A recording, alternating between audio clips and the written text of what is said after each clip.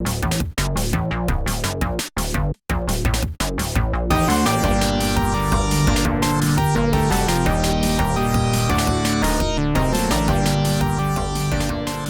up, everyone? Welcome back to the Overachievers Gaming Podcast for the Marvel Strike Force Insider segment. I am your host, Vash, aka Charlie, joined as always by my other host, co-host, whatever I'm talking about, is Ashy Pastrami, Dami Pastrami. How's it going, Dom? Dami Pastrami. Dami Pastrami. That should be my new name. And this week, joining us from the wonderful place and the wholesome place that is sunny Reddit. Old England. I was going to say Reddit, but we have full metal here who does all of the, all those character intros of like, you just unlocked a character. What do I do with it? He is here to talk to us this week. How's it going, Metal? Hey guys, how's it going? Thank you so much for having me on. I totally didn't expect to get this far when I started doing these random guides. Well, they're great. And I hope I didn't spoil it that you're from the UK, but I would hope that people could hear the accent and guess. Yeah, my accent's a bit of a mess because it's half from like the east side of the UK and half from the west side of the UK. So anybody like listening to this from the UK is going to go, "Where the hell is he from?" That's hilarious. I have like a Baltimore accent with like mixed in with from living in New York for like 9 years. So you have a Balmer accent. A Balmer, I think you meant to say. I'm just Hamden, hun. Come on, let's go. I don't have any of that. That's great. Anyway, you can find us on Instagram at og.podcast, Twitter at overachieversp.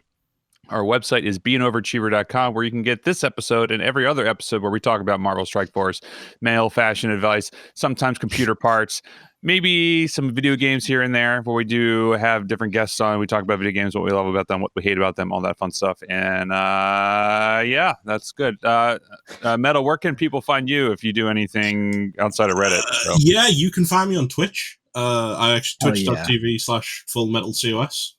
You got to add the COS on the end. It's the same as my Reddit username, but that's really only if you're into a game called Blood Bowl 2, which is like a NFL strategy game crossed with Lord of the Rings. It's very, it's essentially like imagine playing NFL except one team is Orcs and the other team is NFL, elves. like National Football League. Yeah, like American football. Yeah, you're in the UK and you watch American football. Oh, go Vikings, man! Skull. Wow, this is insane. All right, I'm ending this podcast right now. This doesn't happen, right? I feel like it's not a thing that you don't watch American football outside of America. That's why everyone makes fun of it so much. It's tough. It's tough because the hours at times always line up badly. But I don't like football, but I'm impressed. Okay, cool. I'd love it. Yeah, check out this game he's talking about. When do you usually stream? Whenever there's a game going on. We're about to hit. Basically, I run a league. I run a private league for it, and we're about to hit our playoffs. So over the next couple of weeks, you're going to see me a lot.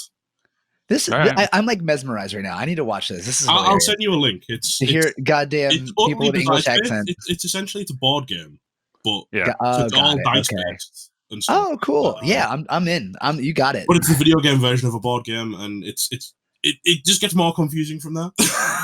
Oh, great. All right, I'm definitely checking. We'll put a link in the description below if you want to check that out. You can hit the follow button and hit the turn the notifications on, and you can get notified whenever Full Metal goes on to stream this. Super honest, it makes me laugh because we're based on my league's based on Reddit as well, which is why I'm so active on Reddit with Marvel Strike Force because I'm on Reddit all the time anyway. And a bunch of people from the MSF Reddit follow my Reddit account, and I can just imagine them like seeing a new post come up for me and going, "Oh, it's a new guide," and then 5 new posts come up, and it's like, "What is this game he's talking about? Why is he talking about orcs?" That's so funny, dude. That's amazing. All right, we'll have to definitely check that out. All right, so what's happened in the past 2 weeks since we last recorded? There's some good stuff going on. I know that we just discussed about this just literally seconds before we hit record, but Falcon came to Nexus 7-3. I'm very excited about that. My 6 Red Star Falcon is very happy about that. So you got me pipped, dude. I got a 5 Red Star Falcon, and and it's not just Falcon, it's Falcon and purple spiky balls. Yeah, so I was already farming that stuff anyway, so I'm glad to be doing that and not who was there? Korath, I think, was there before. Yeah, it was Korath. So it sucks for anybody who's trying to go for that payday event, which actually just happened this week as well. Right. So, that's great. I'm excited for that, and especially since we'll talk about this later with the announcement of the Tech Wing for U7. But like now that's the new meta essentially for Ultima 7, that makes that having Falcon farmable is very nice and Huge. it makes it a lot easier for new players and players like us who have been around for a while. I think I just logged in like 590 days or some shit like that. It's kind of crazy. But yeah, so that happened. The Elsa campaign is now here, so you can recruit the latest character from the Supernatural team, that team is ridiculous. I was telling Dom before we started that I faced a Supernatural team in Blitz with my Ultron team, and I got wrecked. I don't even think I was able to take a turn. Everybody just got wrecked off the board. So I'm excited to see what happens with that. I'm not going big on Supernatural, me personally, because I just don't have. All my resources are going into my Shield Coulson team right now because I unlocked Coulson. He's at tier 13, level 70, and he's just destroying people in war defense. So I'm excited. I literally got Coulson last night. Just picked over the thing, so I'm completely broken and gold now. I don't have any money. Yeah, I'm in that same boat as well. Like everything's going to. I haven't built Shield whatsoever because I was building a different team when Shield got buffed, so I was like, yeah, it's fine. But like now, I'm like Shield Medic is almost. I have Fury at tier 13, Coulson's at tier 13. Shield Medic will be tier 13 tomorrow. I'm waiting on uniques for Shield Security and Shield Assault, and they'll all be tier 13, level 71. Jeez.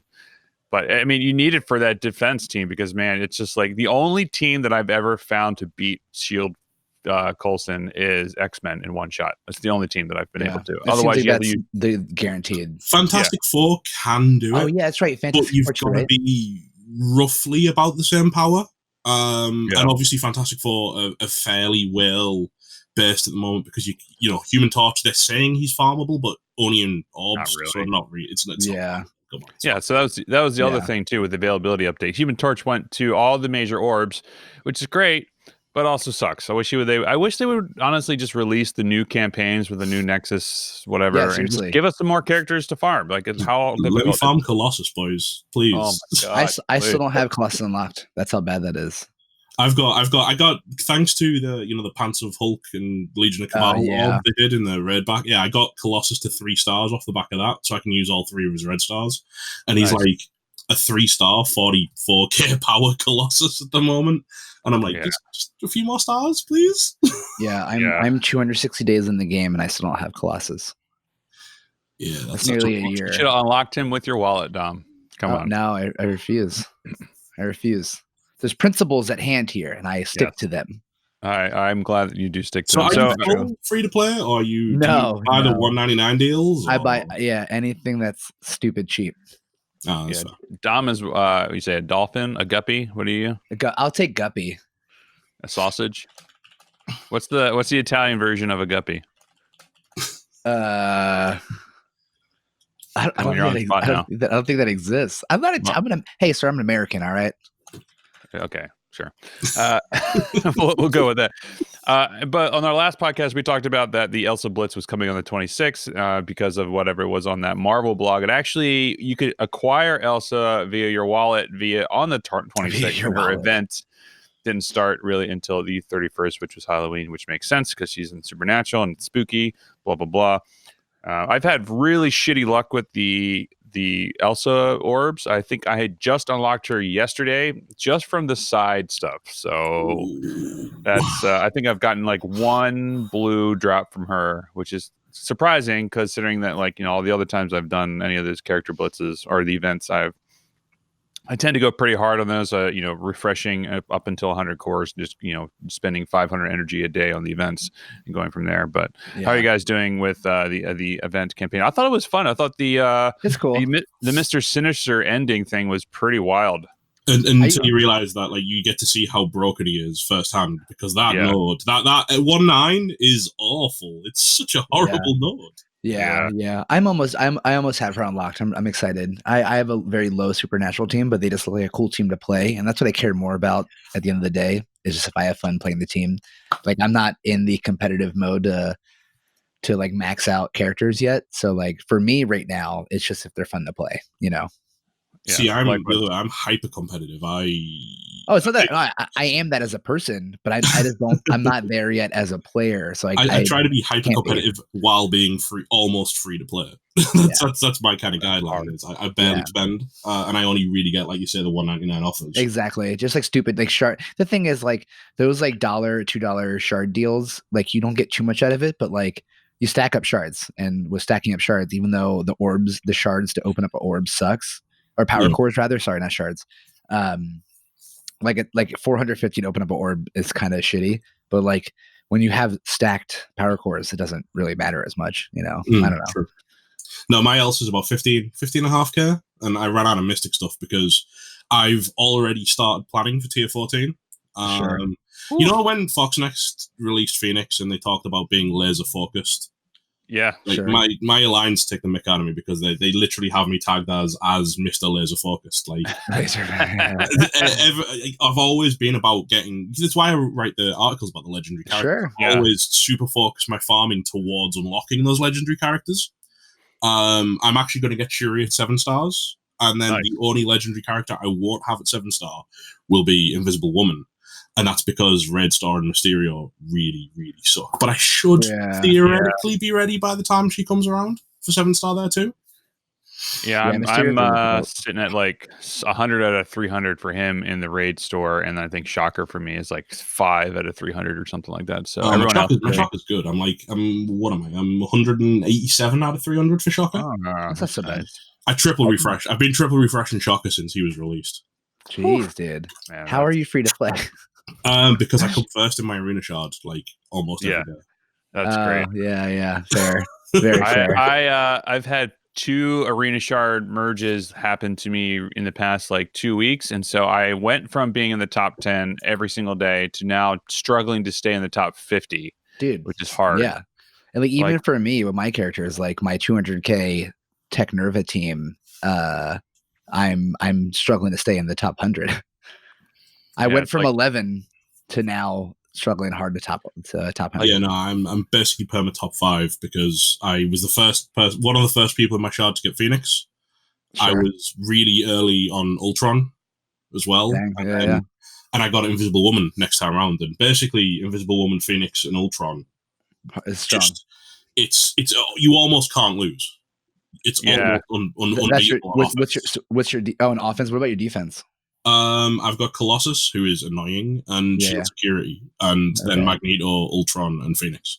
Yeah, okay. Yeah, maybe that's a good try. I'll try that because I'm actually just doing an arena fight right now because like in the minutes we talked, I was at 25 and I just dropped to 42. Yeah. So I mean, I have double tanks on defense is the way to go. You basically just got to keep Ultron alive as long as possible, and the AI is pretty good. All right, that's a good try because I think I'm running just mainly because I mean it worked for a while. There was a point where I was just stuck at like I couldn't get out of the top 20, but now I think I was running like Invisible Woman, Colossus, Juggernaut, and I can't remember who else. But anyway, it worked for a while because nobody knew how to counter Invisible Woman because I have Invisible Woman at tier 13. Yeah, so she's just wrecking. Invisible Woman and Minerva as well can stall out. Invisible Woman, Minerva, Ultron, Phoenix, and a tank like Juggernaut, a big tank. Especially if you've got high red stars, can basically just stall out and survive the 5 minutes. And that's the only strategy because AI defense at the moment it's not unbeatable. It's almost there's no unbeatable combo. Yeah. So you've kind of just got to try and find the thing that is annoying that the people just won't attack. Which is why Invisible Woman was quite good on defense for a while because no one knew how to beat it. That's so fair. That's that's actually the best defense strat I've ever heard of. You make something so annoying that people just want to attack you. Yeah, or just time out too. But yeah. So that's the one I've seen coming up on my shard. There's a guy running Minerva and Invisible Woman together behind Ultron, Juggernaut, and not Ultron, Colossus, and Phoenix. Yeah, and it's really hard to beat in 5 minutes. Like we usually save the team advice for later, but I want to almost like come back to that or something because that's really good. I'm gonna try that right now because my defense is Invisible Woman, Phoenix, Ultron, Psylocke, and Colossus. So maybe I'll try that. Maybe I'll try my biggest tank that I have isn't that great. So I know because the highest characters I have right now, I have a Carnage is my highest, then Falcon, then Iron Fist, and Star Lord. So maybe Luke Cage gets wrecked too easily. So anyway, back on target. We'll talk about that in a minute.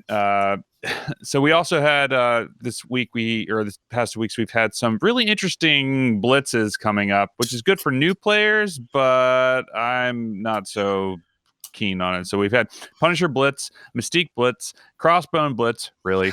Yeah, And why? recently we have going on right now is the Cable Blitz with a little bit of the with the mishap of getting only 30 shards as opposed to 35 shards if you hit the top 10%, which is kind of shitty, but I don't know if that's a bug or whatever. It was confirmed by Zeke's that it wasn't intentional.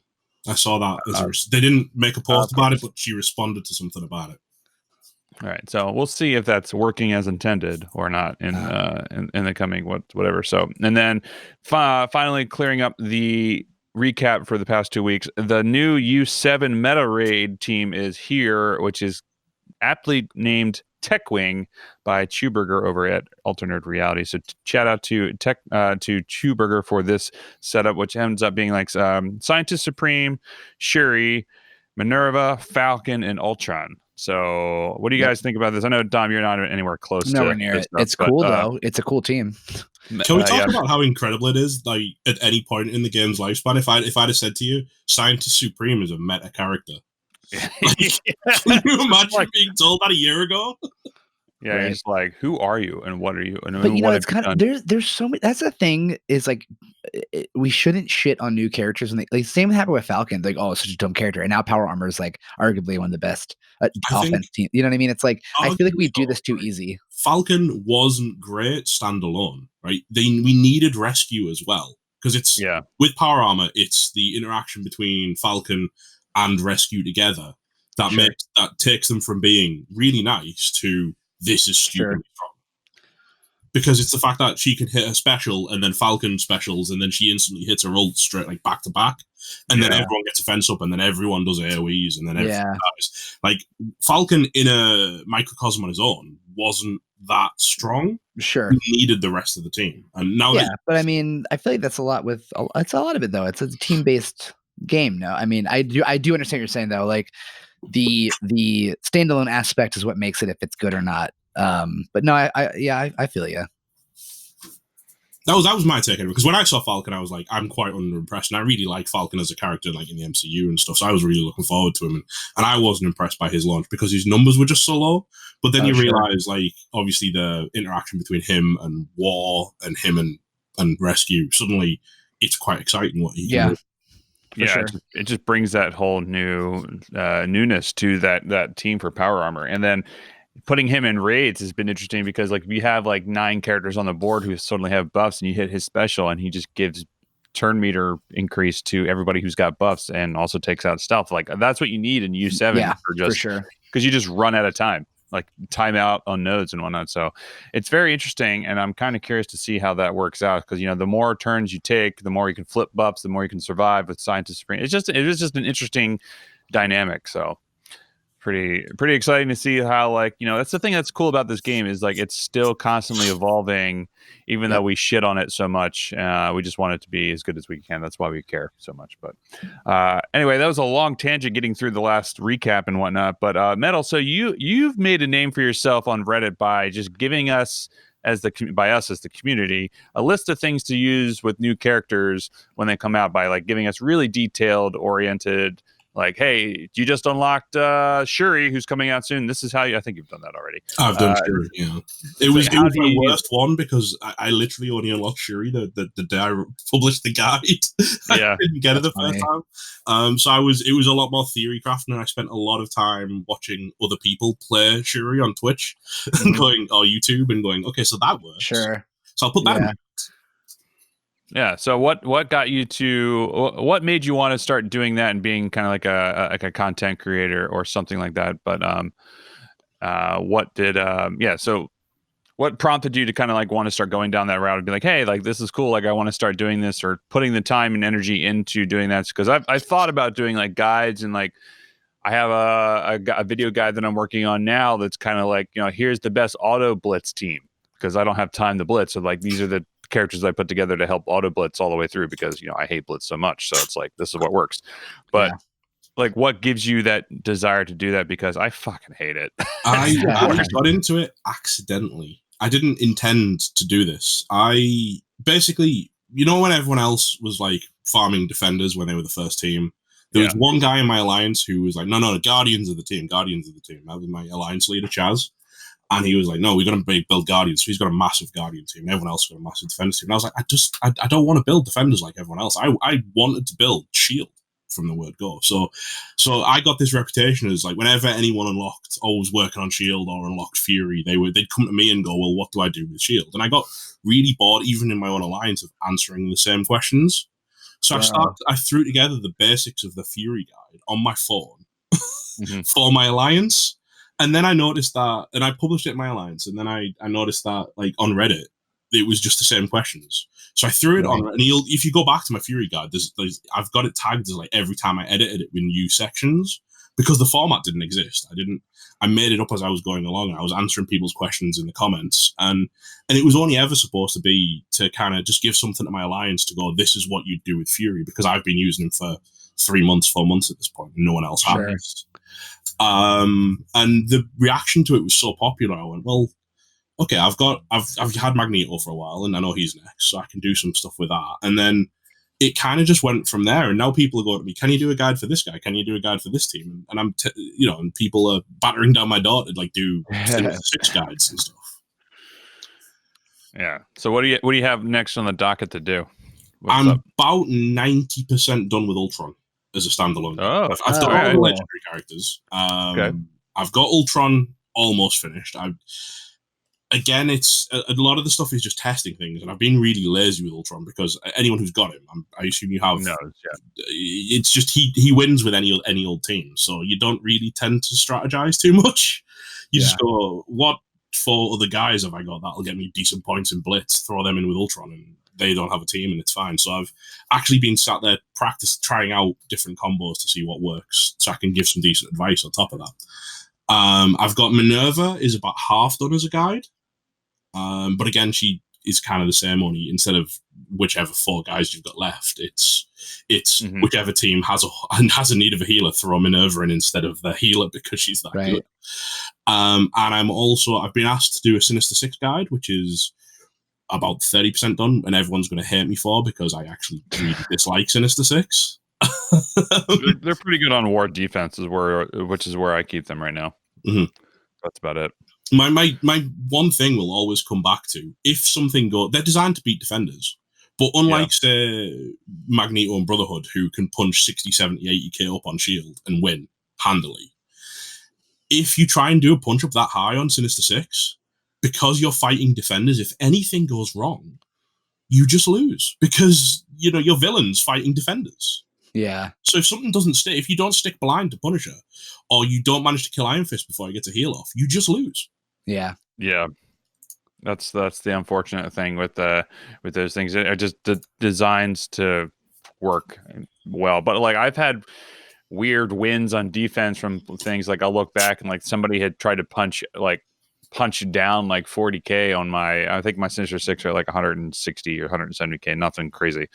And I was like, oh, that's interesting. Someone like 200k tried to like attack my Sinister Six, and they all just got wrecked. Like, and they're all level 60 and 6664, so it's not like they're anything spectacular, but still, it's like, and they're all I think tier 10. But I think it's one of those things is like people are so used to putting their meta teams together, and you've got this mindset where you use X-Men and Phoenix against Coulson, you use you use Shield against BKT or High Defenders or whatever, and you have this like set of squads, and no one's figured out what it is that just you just throw against Sinister Six. So they try and just mash 5 characters that they've got spare together and go, it'll be fine because it's only Sinister Six, and then they just get their ass handed to them. Yeah, it's surprising like how quick they are, because I've tried that too, of like just saying like, okay, I get like Crossbones and Yondu and like maybe Hawkeye. Oh, this will be fine. And like before I can even go, like half my team's dead. I'm like, oh fuck, well, this didn't work whatsoever. They are incredibly front loaded, so if you can survive their initial burst, you do win. I think AIM is possibly my choice for. I think AIM is one of those teams that if you wanted to beat Sinister Six, you'd probably use AIM because they can take such a kicking and keep going. Yeah. Yeah, AIM is unfortunately on my defense as well because they're sitting at 150k right now. My AIM is 60k, dude. I've just done power armor for the guide, and then I've just saved up like all of my tech gear to do instantly promote Coulson. Yeah, so I don't, and I also just got my Sinister Six up to like tier 10 as well. So I don't have the tech gear to invest in AIM right now. Yeah, it's dude. Tech gear is what's really screwing me in every aspect. So I feel you there. Yeah, and you're going to be hurting soon, Dom, because you're going to about to unlock Coulson, so you'll have to start working on that. Wait, Coulson's tech? Oh yeah. Oh god damn it! Mm-hmm. And a lot of tech. Even his unique is tech, so there's no respite. God damn. Yeah, it was a weird thing because like I was expecting his unique to be something different, but it's like the shield thing that is the same as shield security, so it's whatever the superior shield tech, which makes sense, I suppose. But like it's just. Boy, so much things to work on. Not enough to do. Man. Purple spiky balls and laser torches. Oh, great. Yeah. And then guess what, Dom? You have to do it all over again once you unlock Ultron. Yeah, but at least with Ultron, like that'll be worth it. Yeah, that's when you start to say, fuck it, I'm just gonna buy the offers because it just gets me it saves like literally 2-3 weeks of time, $20. Like it's one of those things where you're just like, okay, fine, whatever. It'll do 100%. It. I luckily had enough saved up. Because I was working on AIM before I unlocked Coulson, and then once they announced Coulson, I was like, okay, I'm going to switch gears and start saving for that. So like all my AIM are like 52, 53, something like that. And I've been slowly working on it, and then all of a sudden, like, hey, Scientist Supreme is meta now for raids. I'm like, god damn it, now I have like all these other things to work on. But now, like we said before, I'm working on getting my Coulson shield team up for war defense because on the last 2 wars I've had over 10 wins per that one team, and now they'll almost, I think by the end of this weekend I'll have them all at tier 13 or in level 71. So it's going to be real hard to beat when you're coming up against me because I'm in security, so they all just get wrecked with the defense down. So it's going to be ridiculous. But I've just, if you put Coulson's and you put them in securities, you put them in reactors. Oh my god, in Coulson in reactor is absolute cancer. It's just so hard to beat. Reactor's a horrible thing to attack anyway. Yeah, and then you fight in Coulson and it's just it's not fun. It's just not fun. Yeah, it's not going to be. No, I don't envy anybody trying to do that, which is why I try to use all my high teams before reactors so that all my alliance mates have to worry about it. So sorry, everyone who's listening. That's what happens. That's why I'm like blowing my load before that all happens. But moving along, we have what's coming up next in the next couple of weeks. So we have 3 new characters coming out soon. We have Hela, which I think is coming out next week, and a Blitz, which I'm looking forward to Hela. I'm not looking forward to having to Blitz for her. I really dislike the Blitz mode. And I know they said they're changing Blitz ever so slightly to make all the characters, especially like at 8.3, more attuned to like whatever your character levels are. So I'm curious to see how that breaks the game, which it probably will. And because, at 8.3, when I have my 300k Ultron team doing blitzes, like I'm facing off against like 480k teams, which obviously can't win. Yeah, you can't do anything at that point. I send in suicide teams. I stay at like tier 7. I just send suicide teams in, like my level 1 characters, in just to reset me back to like tier 6 or tier 5. And I just hit auto again and I'm good to go. Right. So, and then we have Strife coming soon, which we haven't had had anything like a timetable for that yet. And then Mr. Sinister is coming soon. I know in our last episode we talked about how broken Mr. Sinister is, so I'm curious to see how they release him. Then people have been saying that he's being overhyped. I think so, but then after seeing him in the campaign at the very last node with the campaign, I think it's a middle ground. I don't think he's going to be as strong as he was, but then also I think he's going to be, not as like, oh, he's overhyped. I think he's gonna be fine. So what do you guys think about? I'm putting my flag in the thing. He's not overhyped. He's gonna be the new arena meta tune. Okay. Because it doesn't matter how much weaker the version of the character you steal is. If you steal a second Ultron, you've still got 2 Ultrons. Right. Well, here's what I thought was happening. Phoenix, you've still got 2 Phoenixes. Right. I thought when we say steal, and this is what I was thinking. When we say steal, I thought he was literally stealing a tune from your side and bring it to his side. He just clones it. He clones it, which is still cool. But he would have been overly insane if you physically like stole a character from your team. That would be a cool mechanic, and though. and that's what I thought, because not only are you losing a character, but then you're killing your own character, and that's what I thought it was. And when I heard that, I was like, wow, that's the most broken thing I've ever heard of. That would be a cool mechanic, but also that would be game. I think that would be game breaking if that was the case, but it's not the case. The cloning is cool. Seeing it firsthand was cool. Thank God it's random, right? The clone. Yeah. No, it's random. Oh, But it's targeted for you. So, like I said, in Arena, you just take someone's Phoenix, and then it doesn't matter if you're doing 30% less damage than not Phoenix normally does. You still have 2 Dark Phoenix ults, which is an AoE wipe every buff on the board. Huge. Like, it doesn't matter if it did 0 damage, it'd still be incredibly powerful just because it wipes out everyone's debuffs, and then your own Phoenix comes in eventually. You know what I mean? It's crazy. He's gonna be on everyone's Arena team. Yeah. Do you think he's going to be a legendary character or what? I know you have to you leave soon, Dom. Oh, so I was going to try to be silent about it. Yeah, but if Dom's leaving early, he's going to Philadelphia to be cool and hang out down there and eat some cheesesteaks. But oh my God, I didn't even think about that. I'm having a cheesesteak. Mallory, we're getting cheesesteaks. Go to what is it? You don't go to the 2 ones. It's Tony. Fuck Pat Geno's. Yeah, Tony Luke's. That's the place you want to go. That's my jam.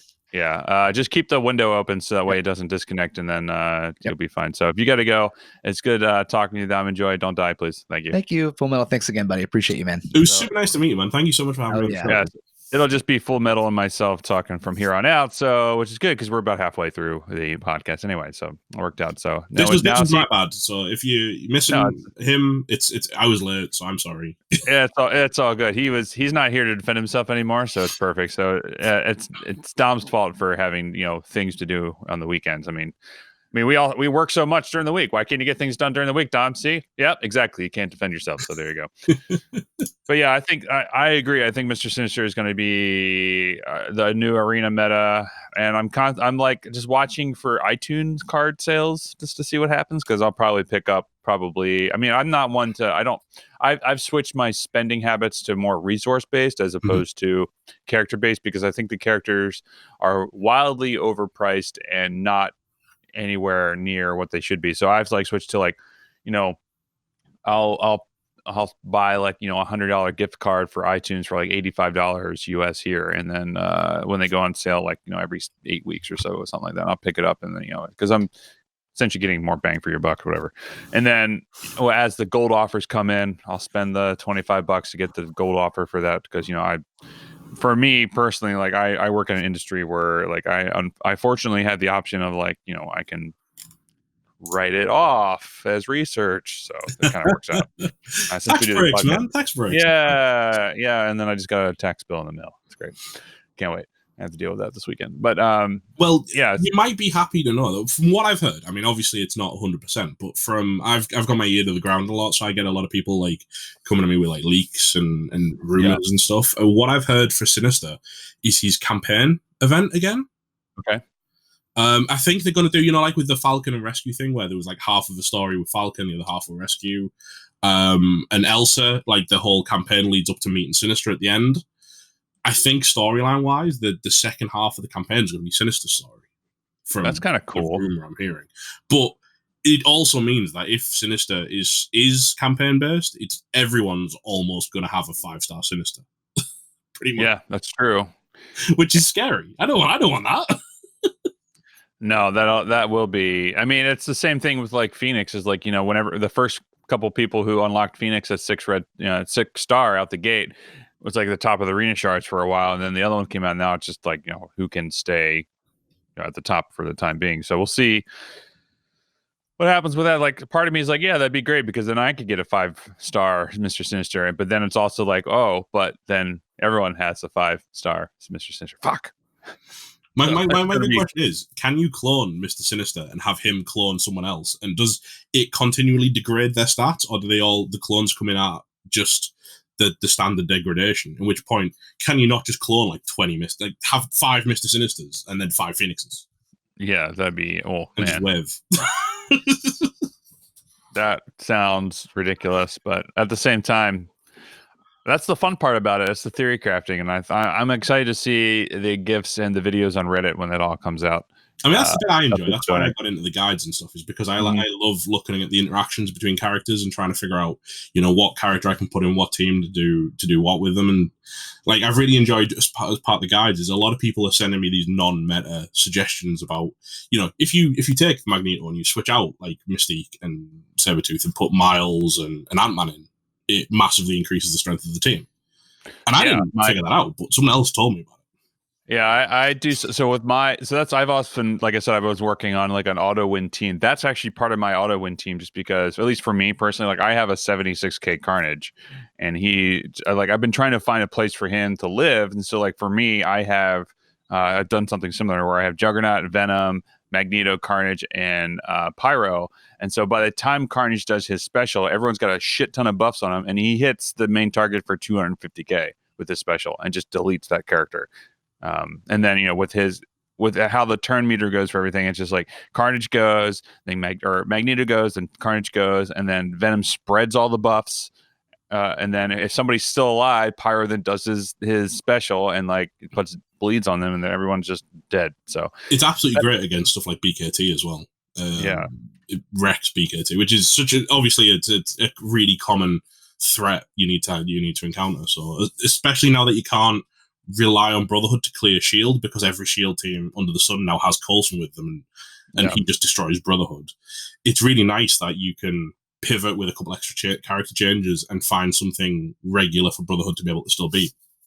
Yeah, I have Carnage on defense right now with my Ultron, just because he's with the buffs and everything. He's like at 90 something K, so he's just scary for people. And then I've had a couple people back out because of that, and so I might switch him back on to offense once I get something else going with that and use that team for maybe some stuff. But what the one thing I like using for that Brotherhood team is I put Kingpin in and I keep Mystique because and fight against BKT, because with the ult from Kingpin is right before Rocket does his ult, so you have the defense up, so everyone at least survives the Rocket ult, and then you can save Pyro's special. Well, there's a video I saw actually very, very recently about you doing exactly that using Kingpin in Brotherhood, but you also swap Mystique out as well as Sabretooth and put Crossbones in. Oh, that's interesting. Okay. And apparently it absolutely destroys, because you get Kingpin ult off and then you get Crossbones ult off, and it absolutely decimates BKT.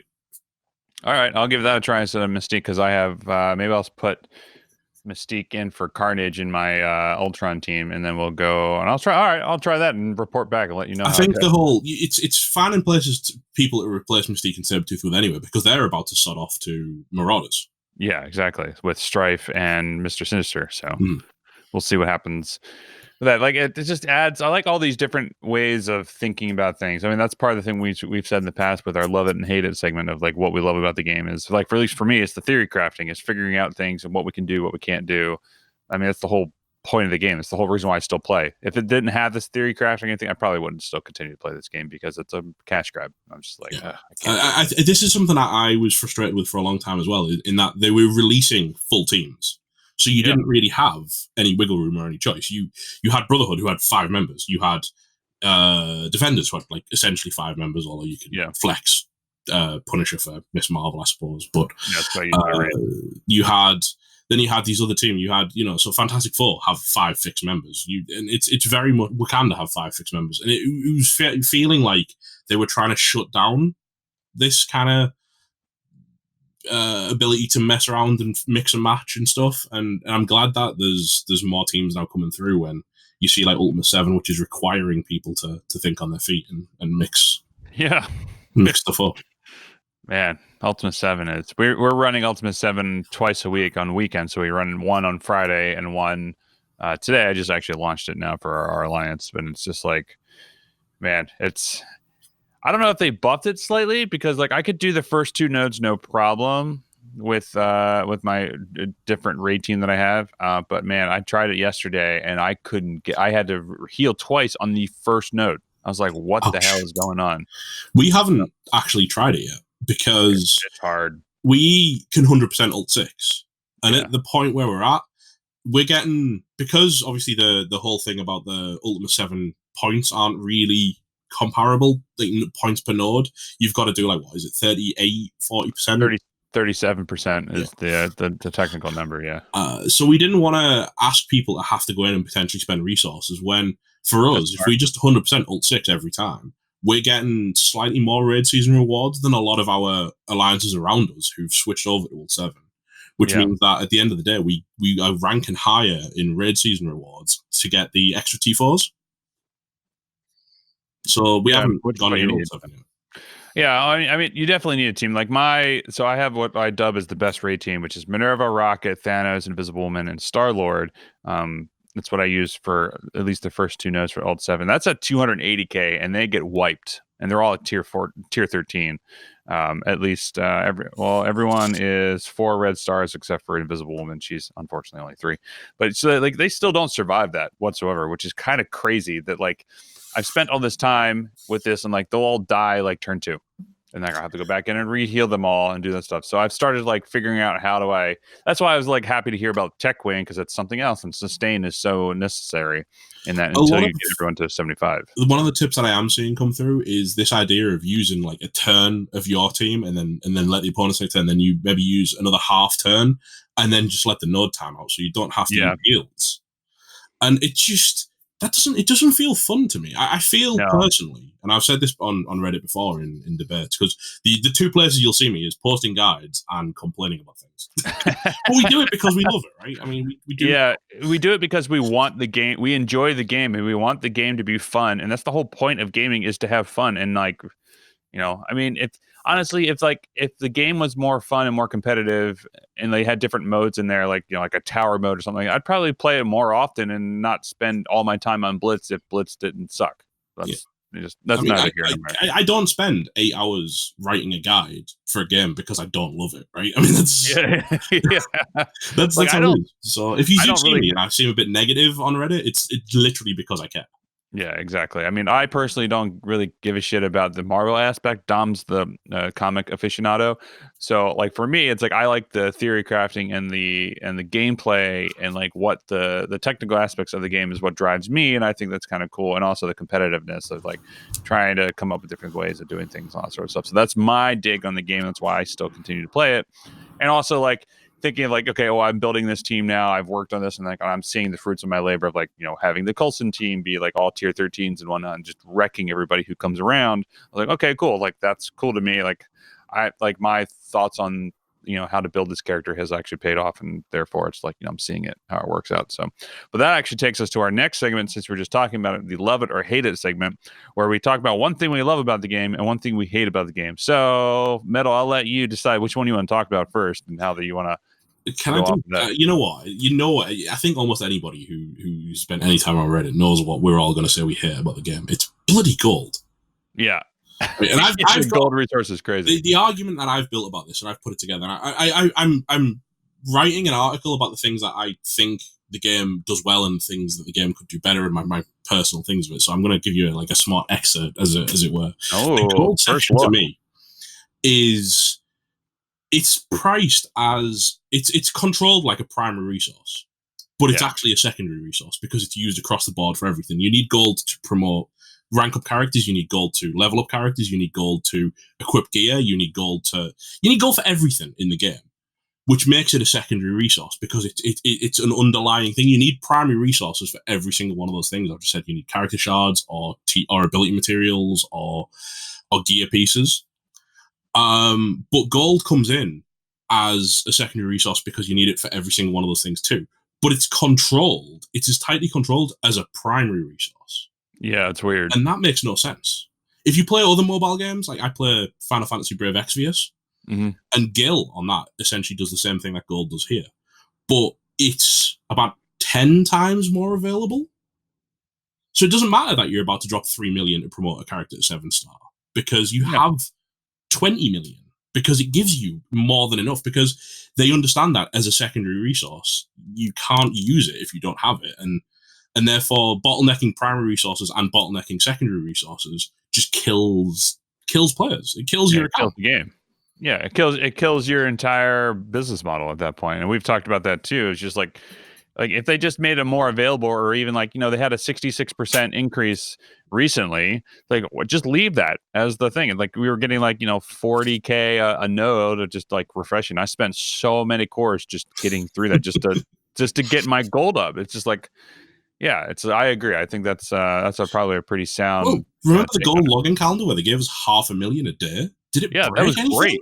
Did it break anything? It helped people improve their accounts, but the thing is, because everything's controlled by a primary resource, you'll see people ask for more gold and they'll go, but soon everyone will have level 70 accounts. And I'm like, no, they won't, because they won't have the training modules to promote people at level 70. Yeah. That becomes the training module becomes the primary resource again, like it should be. And then you've still got to strategically use the gold. Yeah, because it's still not just running everyone up. It looks like either that or just take away the gold necessity for like leveling up characters or promoting characters or anything like that. It's like it just needs a little bit more fine tunement, I would say. So, but at this point, they can't take that away, because then everyone who if they take it away, everyone who's like, well, I spent all this money on gold, blah blah blah, now whatever. So it's just like I feel like the answer to that is just increase gold rewards, or just give us more gold, or just give us. Just loosen the belt a bit. We all have jobs. We don't need a game to be our second job. Yeah. So with the so what's the tail end of that then? What do you love about it? What do I love about the game? I love everything that isn't controlled by the money guys. Right? The art is.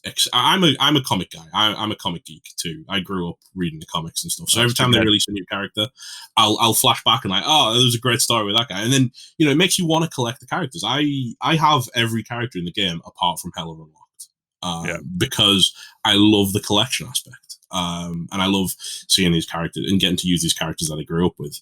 But the animations and the art, every time they really especially good. Recently, like Mysterio was incredible. Like he's not a particularly great toon in the game, but if you turn down to ×1 and actually watch his animations, they're brilliant. The art guys smash it out the park.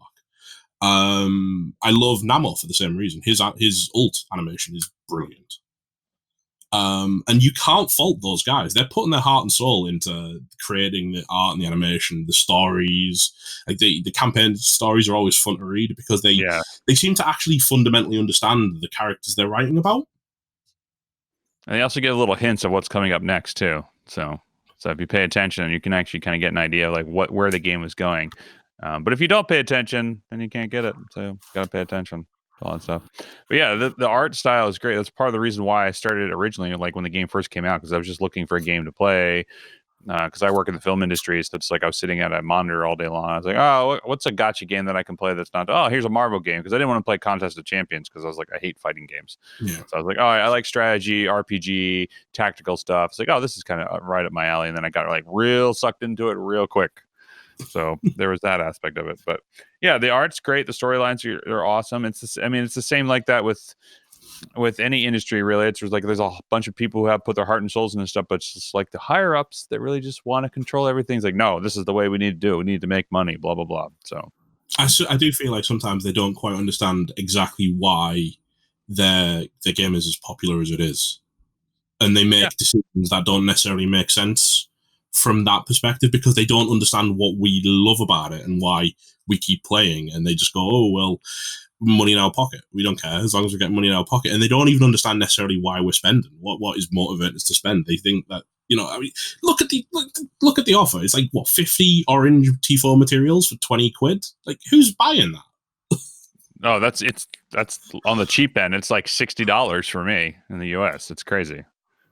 It's I don't know. I don't get it. I agree with you. Man, this doesn't make sense.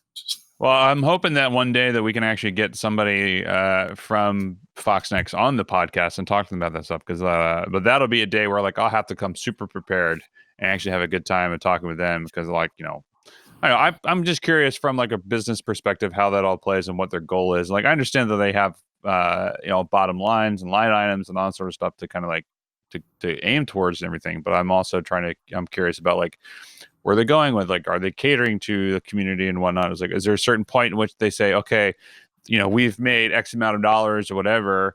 Actually, I was just thinking about this yesterday. I'm very curious to see where they're at, because I know year one, which the game wasn't very popular whatsoever, made like $150 million. So now I'm curious to see. I wouldn't put it past them if they've doubled, if not tripled, that number going forward. So I think it says a lot that our attitude towards the pricing. Do you remember when they did Miss Marvel? They were like 50 shards for $2 or something. Yeah, and everyone went to Reddit and went, "It's an error. It's a pricing error. Buy it quick. They're gonna remove it." And then Cerebro actually had to go and go, "No, this is intentional." But we're so used to them trying to gouge us that we saw this deal and we're like, "Buy it now because it's an error." It's gonna take yeah, well, they're doing that right now. I think they have 45 Scarlet Witch shards for $2.99 US. So it's like that's the same thing. So it's like, I mean, I'm all for it. I think it's great.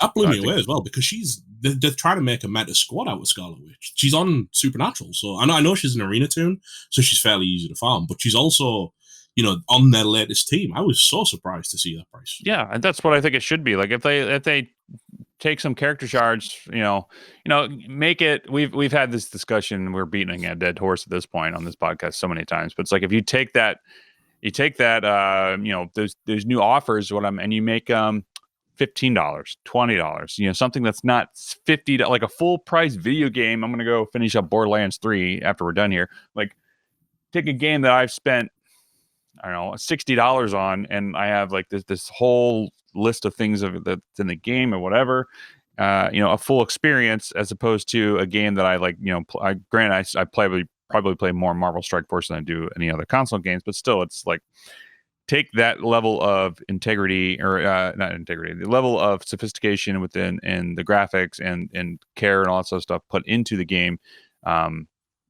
with a $60 game, and like you're gonna give me 45 shards of something? Come on. And like not even enough to unlock a character. Like if it was like $50 to take a character all the way to like 7-star, yeah, then it would be 300 shards. You would. It's like Ghost Rider came out and it was like you can get, I think it's a minimum of 111 shards all the way up to, you might get 8 jackpots and instantly 7-star, but you won't because it's 0.5% or something crazy like that. Yeah, I stopped buying character shards because of that. Cause like I can't, like, it's a gambling thing. It's like I'm not doing that. That's fine. No, but it's like 50 quid. That's like my dinner every day for a week. Yeah. Or like 3-star Ghost Rider. It's like, but I can get them for free on the Yeah, so I understand why you do the free to play for the most part, because like honestly, you can do it as long as you have patience. Really, you can unlock everything. So I wouldn't. Well, like I said, I've only spent on the $1.99 deals. I've bought basically all of them apart from Witch because I have her at 7-star already. Yeah, and I've bought a couple of gold deals. I was super lucky actually. A couple off of the back of one of my last guides, a couple of folks donated some cash to me to buy more gold to help me like level up with Invisible Woman and stuff, so they could get to the point where I could actually write a decent guide about it. So other than that, I really haven't spent on the game. I bought a couple of really small deals, and I'm still 3.2 million TCP. That's not bad. I'm at just under, I think I'm at like 3.8, 3.9, something like that. But like I'm at 3.8. Yeah. I've just doing resource management at this point. So yeah, and I'm only at 460 days as well. So you've got a head start and a half on me there. So that's true. So it just goes to show that like you don't have to spend a ton of money on this if you don't really want to, and that's what's a great thing about this thing is like your most valuable resource is your time and patience. So there you go. And gold. And gold. So our next segment is talking about red stars and what red stars we've pulled this week with the Elsa campaign coming out and having the 10% increase for Elsa. I think Ghost Rider was a week ago or 2 weeks ago. Ghost Rider, it was Ghost Rider before, and then it was so did they do they did half of Brotherhood. They did Mystique, Sabretooth, and yes, I believe so. So I'm a hoarder. Like I'm a type of person that like I'll save red stars for like when a character comes out and have increased chance and whatnot. So I saved probably about 20 red star basics to open. I only got Elsa to 3 red stars, and I got Ghost Rider to 3 red stars. So, and they're both sitting at 3 stars for me currently. So that's where they'll go, which kind of bums me up because when the Red Star or Blitz comes out, I can't really use them in there, so I have to sub out people when that comes around. But they'll be good for my premium or Blitz, so it'll be good. How was your pulls for any? I do exactly the same thing. I stockpile until a bonus rate comes out. So I got way back, I've been doing this since before Invisible Woman. So I looked out and got 4 Red Star Invisible Woman from stockpile for her. I opened 90 Red Star orbs and got none. Oh my god, that's horrible. None. I got her on my 20th, which was pretty good. But I opened 50 for Coulson and didn't even get him at 1 Red Star. Oh man, yeah, I bought all my Red Stars for Invisible Woman. So I bought them all for Coulson. I'm at 3 Red Stars for Coulson off of buying them because I didn't. I got 1 Red Star for Ghost Rider, which was suck, and I bought I think 1 more.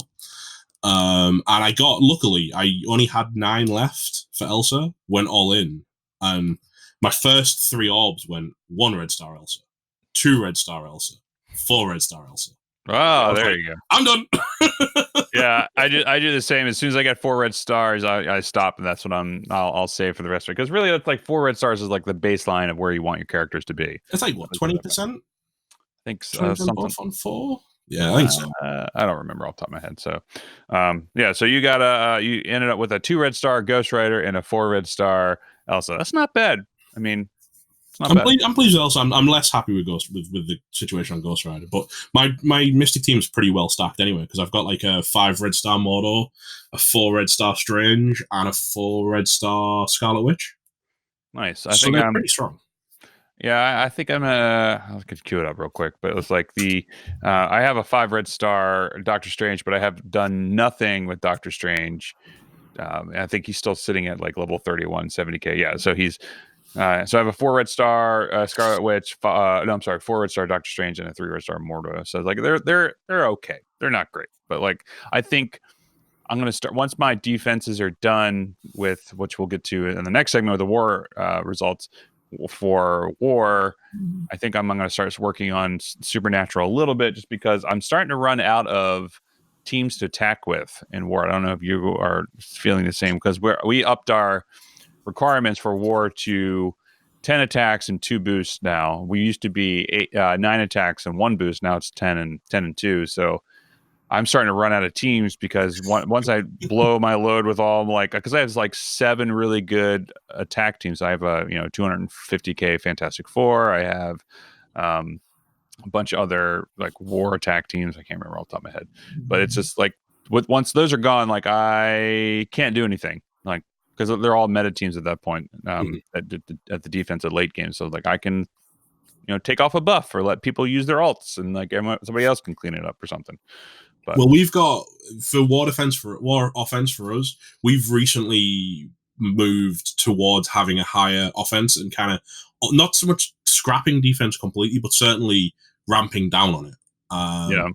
Because we pulled off our first couple of full clears in the last fortnight. Oh, nice.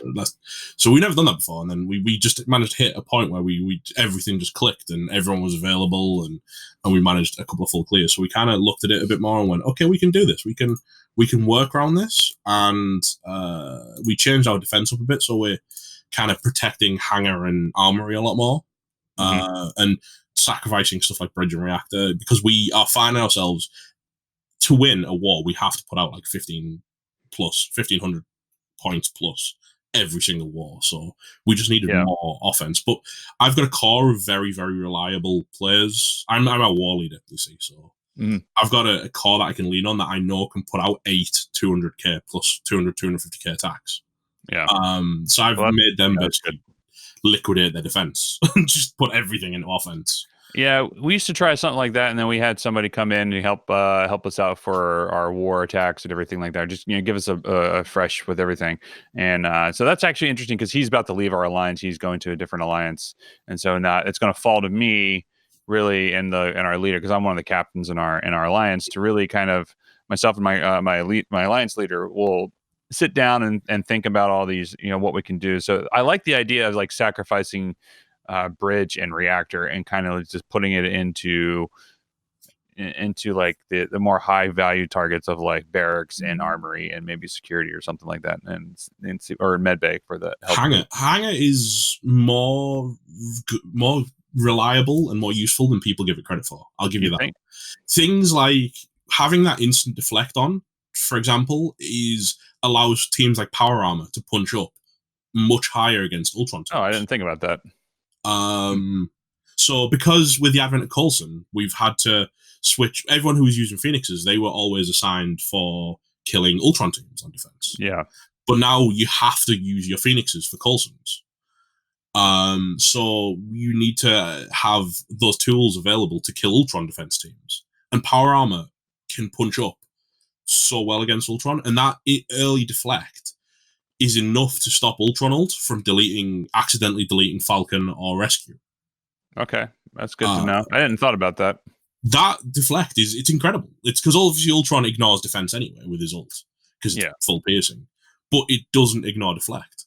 So if your hanger's gone, your Power Armor lose about 20-30k worth of punch up against Ultron. Mm-hmm. Yeah. Okay. Interesting. I'm just looking at our teams now, and so I mean, if we're facing anyone in our war, which is coming up in like in a little bit, we actually have some decent teams in Hangar, and I actually might switch out a couple people for some stuff. Just seeing like some Ultron teams. Like one guy has a 330k or 323k Coulson team with his in there. So nice stop. You're doing the Lord's work there. I'm super sad because I'm about to sacrifice. When I get a bit more gold and my Coulson's finished, he's close, but I've run out of gold. I need about 2 million more gold, and I can get him to level 70, and then we'll be fine. 71 is where you want him for this resists, not focus. I can't afford it, man. I just hit 74 yesterday, and it cost me 400k to take Ultron from 73 to 74. It's insane. It's nuts. That's so much money. Crazy. But I'm so sad because I'm going to be sacrificing my shield team onto defense for that, because you can't not. If you have to field more defense units because they're almost unbreakable unless people have Phoenix. And mine, I'll be pushing about 320, 330 for my shield team on defense as well. So yeah, that's nice. Mine's not that high. I think mine's at like 270, something like that. So, but still getting there. But going with that, and I guess that was kind of like what we were talking about with war. There's just, we kind of have a segment where we're talking about just war results, how we do. But I kind of like changing this up to do more war theory crafting. I kind of like that because it adds like another level to the thought process too, as opposed to just talking about, instead of bragging of like, oh, hey, we won this week, we lost this week, blah blah blah, whatever. So that was good. I don't think I'm switching. It doesn't help because I like to talk as well. You've read my guides; they're not short. Yeah, that's the reason why we had you on here. Yeah, but so what do you think of? Do you have any team advice? Since you write the guides, should I just tell people to go read your guides and that'll be it? Well, you know what? Actually, I'm at this weird point where after publishing the guides, I don't know what to do when the event comes back around. Like, we just had Magneto again recently, and I was like, do I just republish my Magneto guide? Do I expect people to search for it? Do I expect people to tell other people it exists? What am I supposed to do here? That's a problem, man. Like, I mean, it's a good problem to have, I suppose. But yeah, I would say like, hey, I think republishing is a good thing, especially since, they're coming back around more frequently, which actually I think is a good thing. That, like, hey, like if you missed it last time, here's a link to the last post, but here's, a rehashing of everything like that. So that, because, maybe it's just my thought process, but I find that like people are lazy and they don't want to search for stuff. They want to see what's on the front page, and that's about it. Well, that's why I published the original Fury guide, because I was seeing 30 posts in an hour asking the same 3 questions. Yeah. Like, what order do I put them in on the team? What do I T4? It was very, very similar questions every single time. And I was like, well, I can give you my Fury guide and put it out there. Yeah. And I certainly would like to clean it up, especially because obviously with like AIM coming out, Brotherhood, that's just a team that Brotherhood can't beat anymore, for example, for Magneto. With Coulson coming out, you can't attack shield if Coulson's involved anymore. So, and I've learned so much more, and there's so much changing in the meta that I feel like maybe I could add to these guides and stuff, but it just takes so long to write them. It does, yeah. And so I'll give you one that you can work on, because I've had a lot of success with this team against AIM, because I've been trying to figure out a good way to beat AIM. Brawlers is a great combatant against AIM because of the burst ability. So you want to target Shield Scientist Supreme first, but like I can punch up pretty significantly. I think I can do like a 40 or 50k punch up with my Brawlers team, which is currently at 220k before buffs. So like 240 with buffs ish. And I've had good results of beating 300k teams with my Brawlers. So Yeah, brawlers are, especially if you've got a good Captain Marvel. Well, I have my Captain Marvel on defense, Uh, but I use my brawlers team is surprisingly is just to kind of give an idea of what they look like. It doesn't seem like it would work, but like it's the constant defense down is what helps, because you can burst through the defense down before they flip the buffs, which is what you want. So for me, my brawlers team is Ms. Marvel, Spider-Man, Deadpool, America Chavez, and Miles. So, and then you can obviously switch out Miles if you have someone else. But the America Chavez and Spider-Man is good because Spider-Man does that turn 1 defense down, obviously, and then after the defense down is gone, America Chavez is basic is the defense down. So America Chavez is such a underappreciated character, and I think it's because it took them so long to move her from unfarmable to farmable that a lot of people have slept on her. But actually, if you put a lot of development into her, she's surprisingly good. Yeah, I think I have her. She's at 4 stars, 4 red stars, tier 11, 37K for me. I mean, I have the amount. I can take her to 6 stars right now, but I just haven't had because everything is going into Shield. So, but yeah, so there's one for you. You can do a Brawlers team next and see. I've actually had some people ask about Captain Marvel, so I was going to touch Brawlers when I did her. But because obviously she's a weird one where you can just kind of throw it anywhere and she'll do well. Yeah, I think. Yeah, I punch up a lot with Captain Marvel and Brawlers a while, but like I didn't have a space for her because I switched up my teams based, switching around Spider-Verse and everything like that. So I was like, you know what? I just threw her with an Ultron team because why not? just make it harder to beat Ultron, yeah? That's exactly. That's how it works out. So we've moved towards Ultron teams on defense with things like Doctor Strange. Before Supernatural came out, Doctor Strange, Hand Sentry, Ultron. What was the other two? I think it was Crossbones and Shield Trooper. Okay. Because Shield Trooper needs a home now, because obviously you're stealing him away from Shield to replace with Coulson. Yeah. And that is getting us some defense wins. All right, that's interesting. Yeah, I think I have our defense for that is same thing. I think we have Drax, Mantis, Ultron, one high defense or one high attacker, which for me is Carnage right now, and then also Hand Sentry. So yeah, my alliance leader is running the Mantis comp as well, but he's got a 7 red star Mantis, which is cheating. Yeah, that's cheating. You just can't. You can't win. You can't win at that point. I mean, that's really what you want at that point is to have that for defensive ones. So, but it interests me that you were talking about like the meta and stuff, and how aim are coming in on defense, because we've recently seen at the start of Alliance War, everyone had defenders on defense. Yeah, because they're one of those teams that the AI plays very well. It's hard to play defenders badly, but now you're seeing so many defensive aims. I'm telling everyone to move their defenders onto offense because defenders wreck aim. Yeah, so that's exactly, because that's the one hard counter right now. But it's just like, what do you do? Do you have do you make somebody spend their one of their higher teams to clear your 400K defenders, or do you save it for your 250K aim team that you're going to come across? So it's tough. It's one of those testing things, but that's what we love about this game. So just figuring this stuff out. So final segment that we have today is our favorite character. Since we've switched this up to kind of just ask our guests what their favorite character is, because we've talked at length about our favorite characters already. Dom's not here anymore, so it's just me. Metal, what is your favorite character in the game right now? Oh, it's such a tough one because it depends on what game mode I'm playing, and I love playing the comics, reading the comics. I love so many characters and so many seeing them just out on the field, but Colossus has to be one of my favorite characters in the game right now because I feel like they got him right. He's just this big, chunky, impossible to kill beast of a dude, and he's in a really good spot, meta wise. You stick him on a team with Phoenix and they're a nightmare. And they are a nightmare. Yeah.